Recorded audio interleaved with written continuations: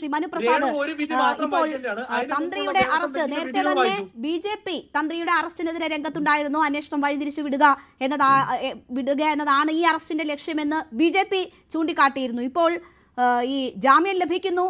ജാമ്യാപേക്ഷയിൽ തന്ത്രി പറഞ്ഞിരിക്കുന്ന കാര്യങ്ങളൊക്കെയും രാഷ്ട്രീയമായി ഉപയോഗിക്കാൻ പറ്റുന്ന ഒരു സാഹചര്യം കൂടി ഉണ്ട് എന്ന് മനസ്സിലാക്കിയാണോ ഈ വിഷയത്തിൽ തന്ത്രിക്ക് അനുകൂലമായ വളരെ ശക്തമായ നിലപാടിലേക്ക് BJP ഇപ്പോൾ നീങ്ങുന്നത്? ഈ സംഭവങ്ങളുടെ തുടക്കം മുതൽ തന്നെ ഈ സംഭവ വികാസങ്ങളെക്കുറിച്ച് കൃത്യമായ വിലയിരുത്തലുകൾ നടത്തി അതിൻ്റെ പുറത്തു വന്ന വാർത്തകളുടെ അടിസ്ഥാനത്തിൽ കാര്യങ്ങൾ വ്യക്തമാക്കിയത് ഭാരതീയ ജനതാ പാർട്ടിയാണ്. BJP ആ കാര്യത്തിലെല്ലാം വ്യക്തതയുണ്ടായിരുന്നു. തന്ത്രിയെ അറസ്റ്റ് ചെയ്യുന്ന സമയത്ത് ഞങ്ങൾ പറഞ്ഞിരുന്നു, ശബരിമലയിൽ തന്ത്രിക്ക് നേരെ ഇവർ ഉയർത്തിയിരിക്കുന്ന കാര്യങ്ങൾ കൃത്യതയുണ്ടായിരുന്നില്ല എന്നുള്ളതൊരു വസ്തുതാപരമായ കാര്യമാണ്. എങ്കിലും ഞങ്ങൾ പറഞ്ഞത് നിയമത്തിൻ്റെ വഴിക്ക് പോലെ ഞങ്ങൾ തന്ത്രിയുടെ വക്താക്കളല്ല. പക്ഷേ ഇന്ന് കോടതി തന്നെ ജാമ്യം കൊടുക്കുന്ന സമയത്ത് പറഞ്ഞ കാര്യങ്ങൾ എന്താണ്? തന്ത്രിയെ അറസ്റ്റ് ചെയ്യുന്നതിന് വേണ്ടിയിട്ട് ഇവർ പറയുന്ന കാര്യങ്ങളിൽ ഒന്ന്, ഉണ്ണികൃഷ്ണൻ പോറ്റിയും തന്ത്രിയും ഒരുമിച്ചൊരു ക്ഷേത്രത്തിൽ ജോലി ചെയ്തിരുന്നു, അവിടുത്തെ കാര്യങ്ങളുമായി മുന്നോട്ട് പോയിരുന്നു എന്നുള്ളതാണ്. അതുതന്നെ വസ്തുതാവിരുദ്ധമല്ലേ എന്ന് കോടതി തന്നെ ചോദിക്കുന്ന സാഹചര്യമാണ് ഉണ്ടായിട്ടുള്ളത്. അതുപോലെ തന്നെ തന്ത്രി എന്ന് പറയുന്നത് അവിടുത്തെ നിയമപരമായ ഭരണഘടനാപരമായിട്ടുള്ള അഡ്മിനിസ്ട്രേഷൻ കാര്യങ്ങളിൽ ഇടപെടാൻ നിശ്ചയിക്കപ്പെട്ട ഉദ്യോഗസ്ഥനല്ല.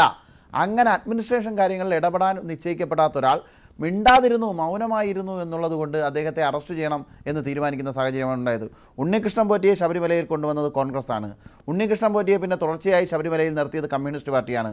പിന്നീട് അവിടുത്തെ സ്വർണ്ണക്കൊള്ളയിൽ ദേവസ്വം ബോർഡുമായി ബന്ധപ്പെട്ട് മുന്നോട്ട് പോയിട്ടുള്ള കാര്യങ്ങളാണ്. ദേവസ്വം ബോർഡിൻ്റെ ആളുകൾ അധികൃതർ നേരിട്ട് നടത്തിയതാണ്. അതിനെ തുടർന്ന് അകത്തുപോയ ഓരോരുത്തരും സ്വാഭാവിക ജാമ്യം കിട്ടിയാണ് പുറത്തു വരുന്നത്. അല്ലാതൊരു ജാമ്യം തന്നെ അവർക്ക് നൽകുന്ന സാഹചര്യം ഉണ്ടായില്ല. എന്നാൽ തന്ത്രിയെ അറസ്റ്റ് ചെയ്യുന്നത് എപ്പോഴാണ്? ശബരിമലയിൽ മണ്ഡലകാലം നിലനിൽക്കെ തന്നെ ശബരിമലയിൽ തന്ത്രി അറസ്റ്റ് ചെയ്യുന്നു. ഇത് വെച്ച് കഴിഞ്ഞാൽ ശങ്കർ ദാസ് അങ്ങനെ തുടങ്ങി കുറേ ആളുകളുണ്ടല്ലോ, അവരെയൊക്കെ അറസ്റ്റ് ചെയ്യാൻ വയ്യാത്ത ആളാണ്, സീനിയർ നേതാവാണ്, കുറച്ചുകൂടെ പ്രായാധിക്യമുള്ള ആളാണ്, അതുകൊണ്ട് ആരോഗ്യ പ്രശ്നങ്ങളുള്ള ആളാണ്, അതുകൊണ്ടൊന്നും ഇവരെ അറസ്റ്റ് ചെയ്യേണ്ടതില്ല എന്ന് പറഞ്ഞ് മാറ്റിവെക്കുമ്പോൾ തന്ത്രിയെ ശബരിമല മണ്ഡലകാലം നടക്കുമ്പോൾ അയ്യപ്പ വിശ്വാസികൾ ശബരിമലയിലേക്ക് പോകുന്ന അതേ കാലയളവിൽ ആ ശബരിമലയിലെ തന്ത്രിയെ അറസ്റ്റ് ചെയ്യുന്നതിന് വേണ്ടി വ്യക്തമായ ഒരു രേഖകളുമില്ല എന്ന് മാത്രമല്ല, രേഖകളായി ഇവർ സമർപ്പിച്ചതെല്ലാം കള്ളങ്ങളാണ് എന്ന് പൊളിയുന്ന സാഹചര്യം കൂടി ഉണ്ടാകുന്നു എന്നുള്ളതാണ് ഈ കാര്യത്തിൽ ഞങ്ങൾക്ക് വ്യക്തമായിട്ടുള്ള കാര്യം. ഇതിൻ്റെ പിന്നിൽ ഗൂഢാലോചനയുണ്ട്. തന്ത്രിയെ അറസ്റ്റ് ചെയ്യുക എന്നുള്ളത് ബോധപൂർവമായി നടത്തിയൊരു തീരുമാനമാണ്. തന്ത്രിയെ അറസ്റ്റ് ചെയ്യുന്ന സമയത്ത് കോൺഗ്രസിന് അങ്ങനെ ഒരു നിലപാടുണ്ടായിരുന്നില്ല. എന്നാൽ ഇപ്പോൾ കോൺഗ്രസ് ഉൾപ്പെടെയുള്ള ആൾക്കാർ തന്ത്രിക്ക് അനുകൂലമായിട്ട് വരുന്നത് സ്വാഗതാർഹമാണ്. ഞങ്ങൾക്ക് പറയാനുള്ളത്, ഈ ഉണ്ണികൃഷ്ണൻ പോറ്റിയെ ശബരിമലയിൽ ശരിക്കുള്ള ഗുണഭോക്താക്കൾ കഴിഞ്ഞ തിരഞ്ഞെടുപ്പ് സമയത്ത് കോൺഗ്രസ് ആയിരുന്നു. ആ സുവർണാവസരമായിരിക്കുമോ അവരെയും ഈ നിലപാടിലേക്ക് ഇപ്പോൾ കൊണ്ടുവരുന്നത്? കോൺഗ്രസ് എക്കാലവും രാഷ്ട്രീയത്തിനും വോട്ടിനും വേണ്ടി ഇക്കാര്യങ്ങൾ ചെയ്യുന്നുണ്ടാവും. കഴിഞ്ഞ തവണത്തെ വോട്ടിൽ അവർക്ക് കിട്ടിയോ ഇവർക്ക് കിട്ടിയോ എന്നുള്ളത് ഞങ്ങളുടെ വിഷയമല്ല. ഞങ്ങൾ മുന്നോട്ട് വയ്ക്കുന്നത് എന്താണ്? കോൺഗ്രസ് ഉൾപ്പെടെ ഈ സ്വർണ്ണക്കേസിൽ പ്രതികളാണ്.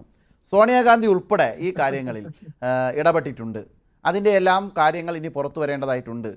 SITയുടെ അന്വേഷണം സോണിയാഗാന്ധിയുടെ അടുത്ത് എത്തുന്നില്ല. ഉണ്ണികൃഷ്ണൻ പോറ്റിയും സോണിയാഗാന്ധിയും ഒരുമിച്ചിരുന്ന കാര്യങ്ങളെക്കുറിച്ച് VD സതീശൻ ഉൾപ്പെടെയുള്ള കേരളത്തിലെ നേതാക്കൾക്ക് പ്രതികരിക്കാൻ സമയമില്ല. എന്തിനു വേണ്ടിയിട്ടായിരുന്നു സ്വർണ്ണക്കള്ളക്കാരനായിട്ടൊരാൾ സോണിയാഗാന്ധിയുടെ അടുക്കളയിൽ എത്തിയത് എന്നുള്ളതിനെക്കുറിച്ച് ഒരു വിവരവും പറയാൻ അവരൊന്നും തയ്യാറല്ല. 2, തന്ത്രിയെ സംബന്ധിച്ചിടത്തോളം ബോധപൂർവമായ ഒരു അറസ്റ്റ് ചെയ്തതാണ്. അതിൽ കോടതി തന്നെ ജാമ്യം കൊടുക്കുമ്പോൾ ഇവർ പറഞ്ഞ 8 കാര്യങ്ങളും അതിൽ കോടതി എടുത്തു ചോദിച്ചു. തന്ത്രിയുടെ ഒപ്പം ജോലി ചെയ്തയാളാണ് ഉണ്ണികൃഷ്ണൻ പോറ്റി എന്ന് നിങ്ങൾ പറഞ്ഞു, അത് തെറ്റാണ്. തന്ത്രി മൗനാനുവാദം കൊടുത്തു എന്നുള്ളത് ഒരു തന്ത്രി തീരുമാനമെടുക്കേണ്ടതോ ഒപ്പുവെക്കേണ്ടതായിട്ടുള്ള കാര്യമല്ല എന്ന് പറഞ്ഞു. സ്വർണ്ണപ്പാളിയാണ് എന്ന് രേഖപ്പെടുത്തിയ ഒരേ ഒരാൾ തന്ത്രിയാണ്. ബാക്കിയുള്ളവരും ചെമ്പ് പാളികളെന്ന് പറയുമ്പോൾ സ്വർണ്ണപ്പാളിയാണ്, അതിൽ ചെമ്പ് തെളിയുന്നു എന്ന് എഴുതിയതും പറഞ്ഞതും തന്ത്രിയാണ്.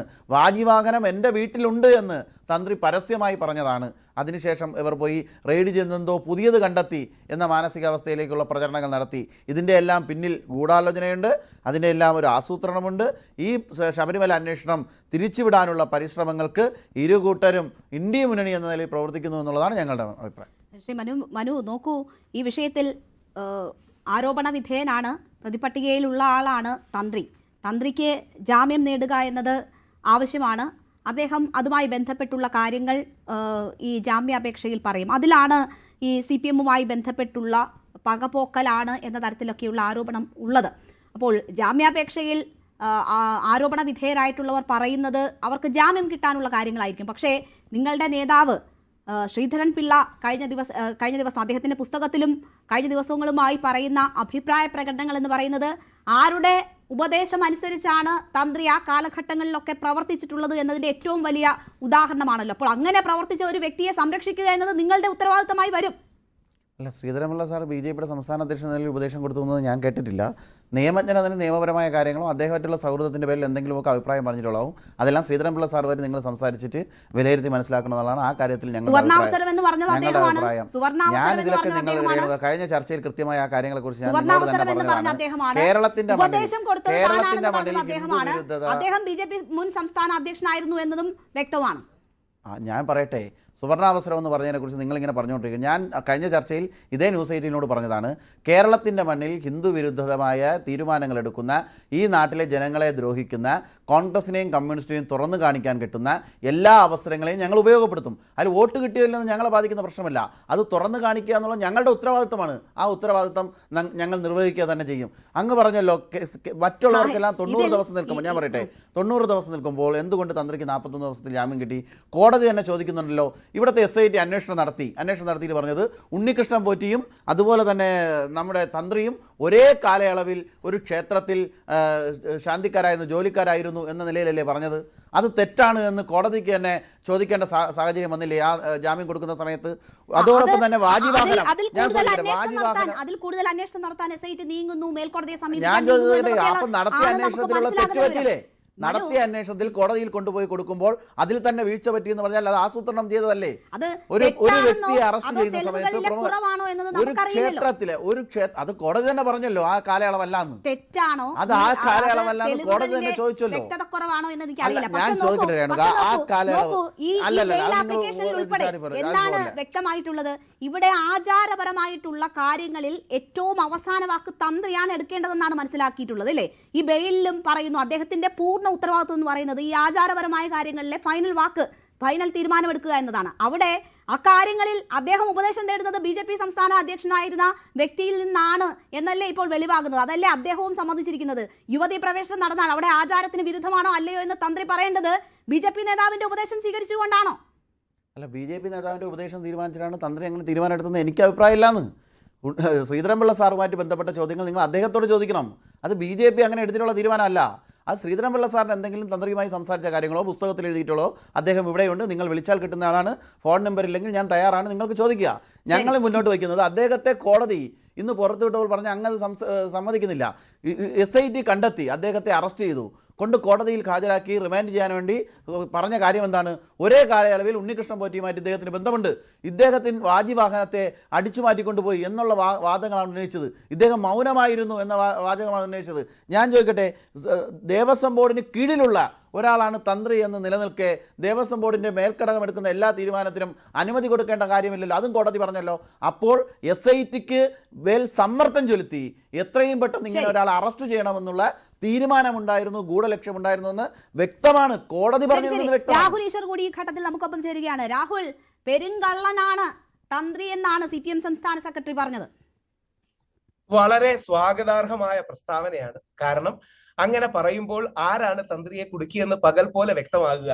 ഞാൻ അടക്കമുള്ള പല ആൾക്കാരും CPMന്റെ രാഷ്ട്രീയ താല്പര്യം കൊണ്ടാണ് തന്ത്രിയെ അറസ്റ്റ് ചെയ്തതെന്ന് പറയുമ്പോൾ പൊതുജനങ്ങൾക്ക് ഒരു സംശയം ഉണ്ടാകാം. അതായത് CPM പോലെ കേരളത്തിലെ ഏറ്റവും വലിയ ബഹുജന പ്രസ്ഥാനം, കേരളത്തിലെ ഏറ്റവും പ്രമുഖ ഹിന്ദു ക്ഷേത്രത്തിലെ തന്ത്രിയെ അങ്ങനെ കള്ളക്കേസിൽ കുടുക്കുമോ എന്ന സംശയം ഉണ്ടാകാം. ഗോവിന്ദൻ മാഷ് വെളിയിൽ അത് വിളിച്ചു പറഞ്ഞതോടുകൂടി പാവിട്ട വാക്കായിരിക്കാം. പക്ഷെ അദ്ദേഹം വിളിച്ചു പറഞ്ഞത് യഥാർത്ഥത്തിൽ ആരുടെയെങ്കിലും മനസ്സിൽ സംശയമുണ്ടെങ്കിൽ ആ സംശയം മാറി ഇതിന്റെ പിന്നിൽ CPMന്റെ രാഷ്ട്രീയ താല്പര്യമാണെന്ന് പകൽ പോലെ വ്യക്തമായില്ലേ? ഇല്ലെങ്കിൽ ഗോവിന്ദൻ മാഷിന് എങ്ങനെയാണ് കോടതിക്ക് അറിയുന്നതിനെക്കാട്ടി കൂടുതൽ കാര്യങ്ങൾ അറിയുക? ഗോവിന്ദൻ മാഷ് എന്തായാലും ആഭ്യന്തരമന്ത്രിയോ അല്ലെങ്കിൽ ആഭ്യന്തര വകുപ്പ് ആളോ അല്ല, നിയമമന്ത്രിയല്ല. പക്ഷേ ഗോവിന്ദൻ മാഷ് പെരുങ്കളനാണെന്ന് പറഞ്ഞോടുകൂടി തന്ത്രി കൂടുതൽ ക്രിസ്റ്റൽ ക്ലിയർ ആയി ക്ലീൻ ചിറ്റോടുകൂടി ജനങ്ങളുടെ മനസ്സിന്റെ മുമ്പിലേക്ക് വരികയാണ്. കാര്യം CPMന്റെ രാഷ്ട്രീയ, ഇനി ഒരു വരി കൂടെ പറഞ്ഞ് അവസാനിക്കുക, CPMന്റെ രാഷ്ട്രീയ താല്പര്യമാണ് എന്ന് വ്യക്തമായില്ലേ? തീർന്നില്ല. എനിക്കതിലൊരു വിഷമമുണ്ട്. പത്മകുമാർ സാറിനെയും അല്ലെങ്കിൽ വാസു സാറിനെയും അടക്കം കള്ളന്മാരെന്ന് വിളിക്കുന്നത് വളരെ ദുഃഖകരമാണെന്നാണ് എനിക്ക് നമ്മുടെ ഗോവിന്ദൻ മാഷോട് പറയാനുള്ളത്. ഗോവിന്ദൻ മാഷ് പറഞ്ഞത് ആ ലിസ്റ്റിൽ ഉള്ളതാണ്. ആ ലിസ്റ്റിൽ തന്ത്രി 11-വും 9-ാം പ്രതിയും 11-ാം പ്രതിയും ഒക്കെയാണ്. ആ ലിസ്റ്റിൽ കൂടുതൽ മേൽപ്പായി നിൽക്കുന്ന പത്മകുമാർ സാറും വാസു സാറും ഒക്കെ പെരുങ്കള്ളന്മാരാണെന്നാണോ ഗോവിന്ദൻ മാഷ് ഉദ്ദേശിച്ചതെന്ന് അറിയില്ല. പക്ഷെ ഇതൊന്നുമല്ല, വിഷയം സിമ്പിൾ ആണ്. ശബരിമല തന്ത്രിയെ കൊടുക്കുന്നതാണ് CPM-ന് രാഷ്ട്രീയപരമായി ഗുണം ചെയ്യുക. എങ്ങനെ? CPM-ന് നേരെ ചോദ്യം ചേരങ്ങൾ ഒരുങ്ങുമ്പോൾ അതിന്റെ മുനയൊടിക്കാൻ, ആ ചോദ്യശരങ്ങളുടെ ശ്രദ്ധ തെറ്റിക്കാൻ SIT ഉപയോഗിച്ച് SIT-യെ PIT ആയി മാറ്റി, ശ്രീ പിണറായി വിജയൻ ഇൻവെസ്റ്റിഗേഷൻ ടീമായി മാറ്റി തന്ത്രിയെ കുടുക്കിയെന്ന് ഇപ്പം വ്യക്തമായില്ലേ? അതുകൊണ്ടല്ലേ അയോട്ട ഓഫ് എവിഡൻസ് പോലും തന്ത്രിക്കെതിരെ ഇല്ലെന്ന് പാരഗ്രാഫ് 88-ൽ 91-92 പേജിൽ ബഹുമാനപ്പെട്ട കോടതിക്ക് എഴുതേണ്ടി വന്നത്. ഇത് 81-ാം പേജിൽ ജസ്റ്റിസ് ബദറുദ്ദീന്റെ തന്ത്രിക്ക് അനുകൂലമായി കഴിഞ്ഞ പ്രാവശ്യം മറ്റൊരു വിധിന്യായത്തിൽ പോലും ബെയിൽ കേൾക്കുന്ന വിധിന്യായത്തിലും എഴുതി. ശരി, ശ്രീ സുരേഷ് കുമാർ, നോക്കൂ, ഇവിടെ ഇപ്പോൾ ഇതുവരെ പറഞ്ഞതുപോലെ അല്ല, ഈ ഒരു പരാമർശത്തോടു കൂടി തന്നെ, ഇപ്പോൾ നിയമമന്ത്രി ഉൾപ്പെടെ പറഞ്ഞ കാര്യത്തോടു കൂടി തന്നെ ഇത് സർക്കാരിന്റെ ഇൻട്രസ്റ്റിൽ SIT-യെ ഒരു ഘട്ടത്തിൽ സർക്കാർ ഹൈജാക്ക് ചെയ്തു എന്നതായിരുന്നു നേരത്തെ മുതൽ ഇരുന്ന ആരോപണം. ആ ഹൈജാക്ക് ചെയ്ത SIT ഉപയോഗിച്ച് അന്വേഷണം. കൂടുതൽ വാർത്തകൾക്ക് News 18 Keralam YouTube channel subscribe ചെയ്യുക.